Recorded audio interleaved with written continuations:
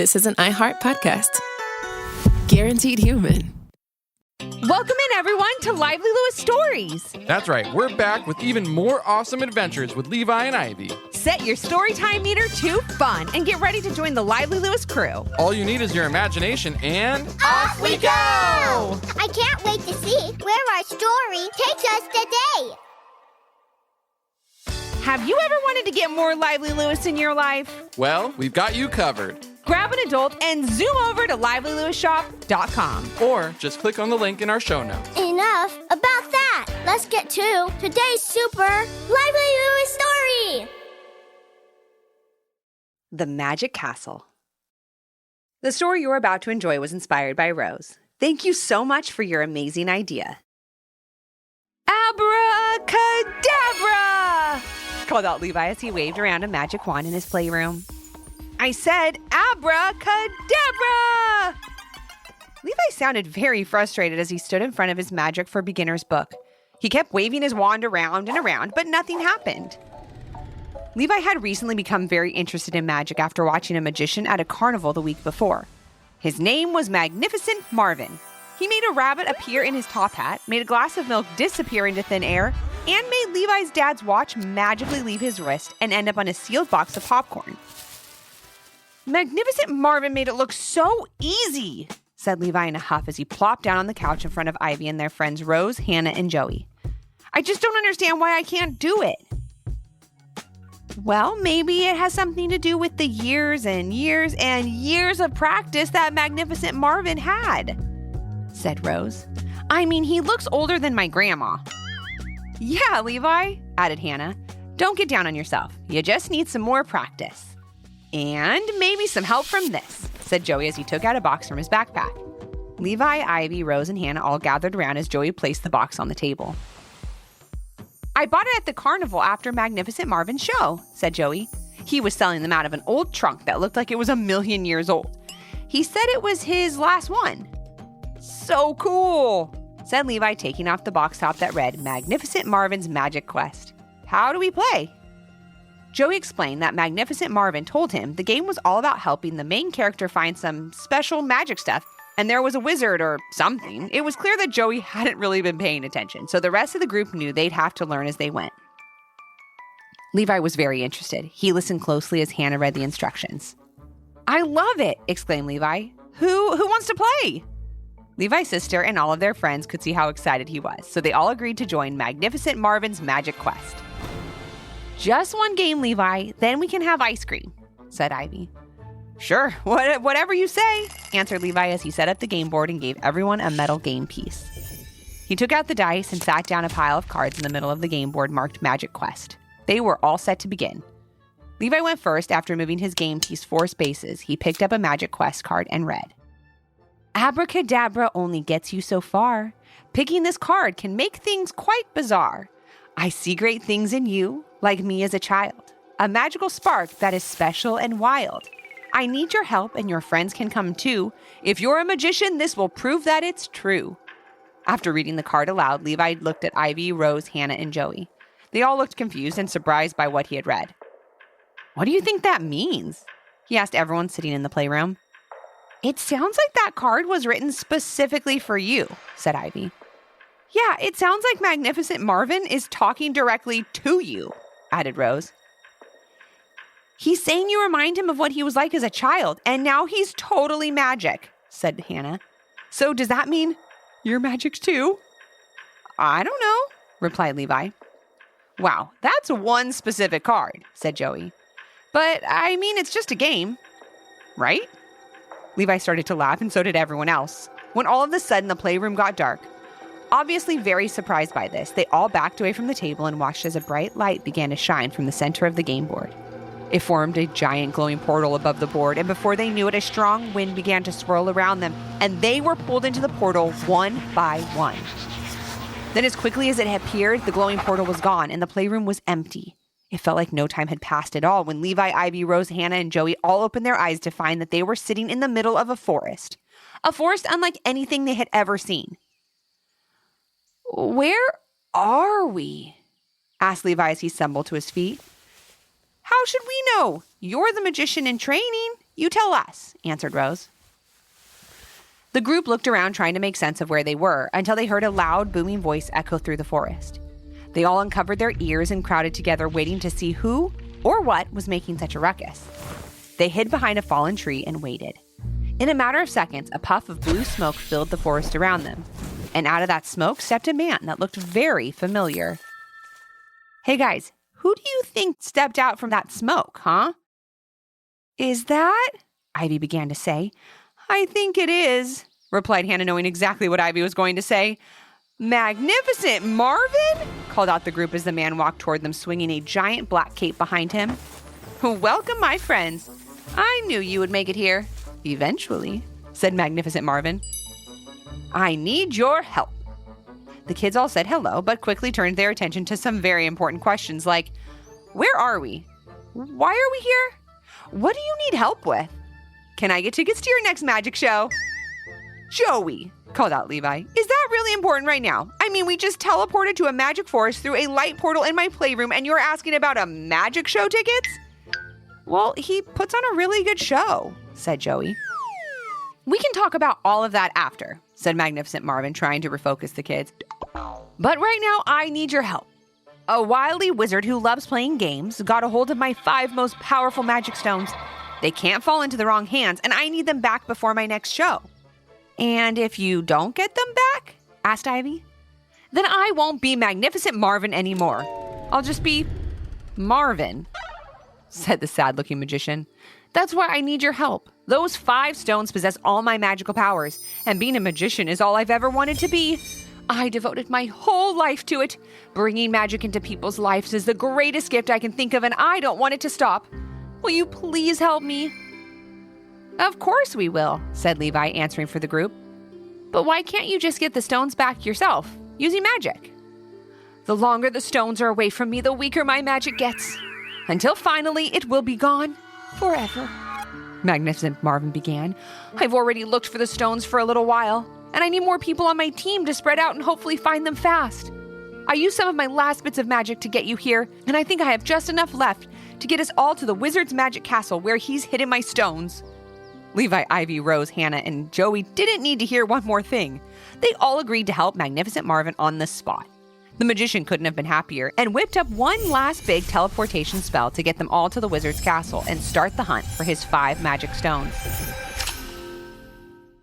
As soon as they arrived, Magnificent Marvin told each of the kids to go to a specific section of the castle. He told them what his stones looked like and wished them all well. Then, ready for the coolest game of hide-and-seek ever, they each headed off, leaving Magnificent Marvin waiting by the castle gates. He was tired and running very low on magic. We've got this, Magnificent Marvin, called out Levi. And as a magician in training, I'll do all I can to help you out. Thank you, Levi and everyone else. Good luck and have fun, called out the tired magician as the kids scattered in different directions and disappeared into the castle. Remember, the wizard loves to play games, so be ready for anything. And when you found my stones, run back here as quick as you can. Joey was the first to reach his section of the castle, the library. He began looking through bookshelf after bookshelf, which seemed like an endless task. That's when he looked around and saw that as he looked through one bookshelf, another bookshelf would pop up behind him. He could hear laughing coming from behind the piles and piles of books and knew the wizard was close by. It's a never-ending library, said Joey to himself. How am I ever going to look through all these shelves of books? Joey thought for a moment and realized one thing he had on his side was how speedy he was. He was the fastest kid in his class and decided to use that to his advantage. He began running around the library as fast as he could, and since this was a magic castle, he quickly found himself running faster than he ever had before. The wizard couldn't keep up with him, and before he knew it, Joey was looking through the final bookshelf where he found the first Magnificent Marvin's magic stones. He grabbed it and ran back to the castle gates, handing the first stone to a very happy Magnificent Marvin. While this was going on, Hannah was in the castle's portrait room, looking around the room very closely at all the portraits. And since this was a magic castle, the portraits were anything but normal. As Hannah looked around, she heard whispers in the room, but no one was there. That's when she whipped around quickly and heard the whispers coming from a most unlikely spot. One of the portraits. The person in the portrait was talking. All the portraits were talking. They tried to distract her with riddles and rhymes, but Hannah stayed focused. However, as she searched behind all of the portraits, thinking that could be a good place for a magic stone to be hidden, she noticed something was happening. The walls seemed to be growing, higher and higher all around her, and more portraits began to appear in the room, filling the walls. Thankfully for Hannah, she could jump really high, and since this was a magic castle, she quickly found herself jumping higher than she ever had before. She jumped up, checking behind each portrait before she finally reached the ceiling and the last portrait. And that's where she found the next magic stone. She grabbed it and ran back to the castle gates, handing the second stone to a very happy, magnificent Marvin. While this was going on, Rose was in the castle's basement. It was dark and dreary and covered in cobwebs. As she searched around, she heard scratching on the ground and the walls. "Hello?" Rose called out. Hello? She heard back. Lucky for Rose and for Magnificent Marvin, she had a great connection with animals. From spiders to mice, from lizards to cats, it was as if she could understand them and they could understand her. And since this was a magic castle, she quickly found herself actually talking to all the little critters that called the castle basements home. The mice, spiders, and lizards ran to her, and as you could imagine, they didn't get many visitors in the basement, and they liked her immediately. They wanted to help her, but didn't know where the magic stone was. However, they all knew one animal that would: the wizard's cat. Once the wizard's cat was woken up from her afternoon nap, she walked over to meet Rose. They said their hellos before Rose begged the cat to help Magnificent Marvin and tell her where his magic stone was hiding. "Well, normally I would remain loyal to the wizard, but yesterday he forgot to give me my mid-morning snack. So lucky for you, I'm a little mad at him right now," said the wizard's cat with a big stretch before leading Rose to a loose brick in the basement wall. She pulled the brick out of the wall, and there was the magic stone. "Thank you so much," called out Rose before grabbing the stone and running back to the castle gates. Once there, she handed the third stone to a very happy, Magnificent Marvin. While this was going on, Ivy was stumbling completely by accident into a secret room by the castle's kitchen. She had been wandering around the castle when she decided to stop for a moment to rest. She leaned up against a wall in a long hallway and just by chance pressed on a secret button hidden behind the wallpaper. A secret door opened up before her as she walked into the room. And there, sitting there on a small table covered with a blue tablecloth, was the magic stone. Ivy approached it carefully, waiting for the wizard to play some kind of prank on her. It couldn't be this easy. Could it? Thought Ivy as she looked at the magic stone. Well, it was that easy because just finding the room was the hard part. Ivy then grabbed the stone and ran back to the castle gates. Once there, she handed the fourth stone to a very happy, Magnificent Marvin. "Just one more," exclaimed Magnificent Marvin. "Thank you all so much. I can feel my magic returning. It's all up to Levi now, and I know he can do it. He's got something special, something all magicians have. He just needs to realize it." Magnificent Marvin, Ivy, Rose, Hannah, and Joey all waited at the castle gates, just hoping everything was going well for Levi and hoping they'd see him soon, running toward them holding that last magic stone. While this was going on, Levi was making his way around the spell room. He knew it was getting late and he wanted to get back to Magnificent Marvin as soon as possible. He tried to focus in and think like a wizard for a minute. "Where would I hide a magic stone if I were a wizard that loved to play games?" thought Levi as he looked on the shelves, in jars, and behind tables. He then sat down to look at things from a different angle. That's when he saw it. A giant book, bigger than all the rest, on a dust-covered bookshelf. It was the wizard's spell book. "That's it," said Levi. "The magic stone is in the book." He started flying through the pages but didn't see a stone. Instead, he saw a page that caught his eye. Written on the top were the words, "Hidden Magic Stone Riddle." He knew the wizard must be somewhere laughing at him right now, eagerly waiting for him to play his little game. Levi knew he didn't have time to waste and read the riddle. "Abracadabra only gets you so far. I know this whole game is quite strange and bizarre. If you search with eyes and also your heart, you'll see what you're seeking is right at the start. Sometimes what you seek is right there on a shelf, but to find it, you first must believe in yourself." Levi knew exactly what the riddle was telling him. He so badly wanted to be a magician that he wasn't being patient. He didn't realize how much hard work it took to achieve this dream, and expected to be just like Magnificent Marvin as soon as he started. At that moment, he realized he had to start at the beginning. Levi needed to put in the work, learn through successes and failures, and soon enough, he would get better and better at magic. "The beginning," Levi thought as he looked at the bookshelf. "That's it!" He reached out and grabbed a book that looked very familiar. It was titled Magic for Beginners. He wasn't ready for a magic spell book just yet. He had lots to learn and finally knew that. When he opened up to the first page, he saw a picture of the wizard, and since this was a magic castle, the pictures began to talk. "Congratulations, Levi. Thank you for playing my game with your sister and all your friends. You did a wonderful job," said the wizard. "Magnificent Marvin is waiting for his final stone, and here it is." Levi reached out and took the stone from the wizard. "Thank you," said Levi. "I can't wait to see the great magician you become," said the wizard. "Magnificent Marvin will teach you well, I'm sure of it. Farewell, Levi." Then the picture of the wizard turned back into just an image of the book. Levi smiled, placed the book back on the bookshelf, and ran back to the castle gates. Once there, he was met with applause and cheers as he handed the 5th stone to a very happy, Magnificent Marvin. "You did it, Levi," said Magnificent Marvin. "Thank you, thank you, thank you. Now, let's head home." With his full magic back, Magnificent Marvin created another portal in front of the castle gates that returned Levi, Ivy, Rose, Hannah, and Joey back to the playroom. When they arrived, once the swirling smoke cleared, they sat there unable to speak. Their magic quest had left them speechless. As they finally began to speak to each other, Joey called out, "Look at these!"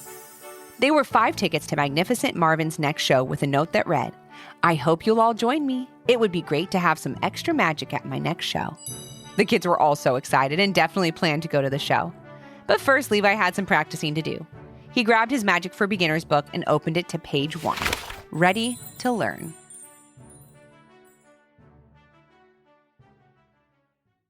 Thanks for joining us today. We hope you enjoyed the story and learned a little something too. And since we know everyone has their own story, we'd love to hear yours. If you have an idea for a Lively Lewis story, leave a comment on our Apple Podcast review page with 5 stars, your idea, and your little one's name. Then maybe our next adventure will be with you. Until our next Storytime Hangout. Thanks for listening. We can't wait to share another fun Lively Lewis story with you. This is an iHeart podcast. Guaranteed human.